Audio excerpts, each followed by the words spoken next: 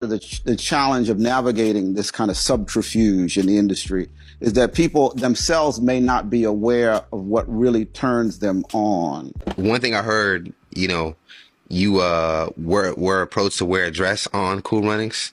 Yeah, yeah. There's a scene in the movie where I wear a maid's hat. They wanted me to wear actually a maid's uniform, so the hat was a compromise.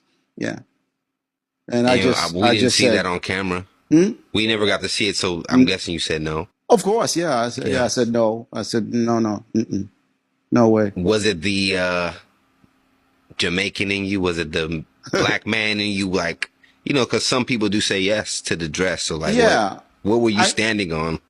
I think I was standing on the history. I think there's a history there that is pretty well documented, and the rationale was absurd. See, it didn't make sense. It didn't make sense, and I think just generally speaking, if something doesn't make sense, you need to push back and at least say, okay, well, look, I'm not going to say no, but you explain to me more how this works, and then people will expose themselves. And I just think there was a craven desire to get me in that position, as opposed to there was an actual comic reason or whatever. Yeah. That's more important to me. Like, that's the whole thing with How to Be a Player. It's more important to me that you explain to me how it would work and how it will work for me than rejecting it on the basis of what it is. Like, explain to me. And sometimes the explanations, you like, oh, they're going to fuck it up. Even their intentions sound good, but they're going to fuck it up. People will expose to you, their competence or whatever it is. Yeah, there was the conspiracy around the dress.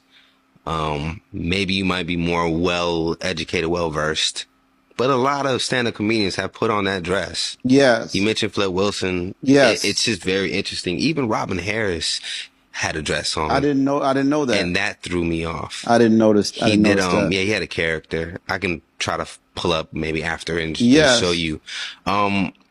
In recent years, Kevin Hart did an interview and he was like, no, I would turn down the dress. Right. And then you look up on SNL. Right. And he's in the dress. And there's some cases it's completely egregious and upsetting.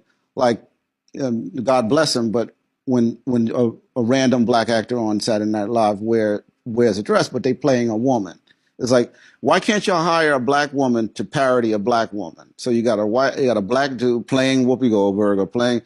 It's layers on layers of wrong in my view. Because I really want to get to the bottom of this.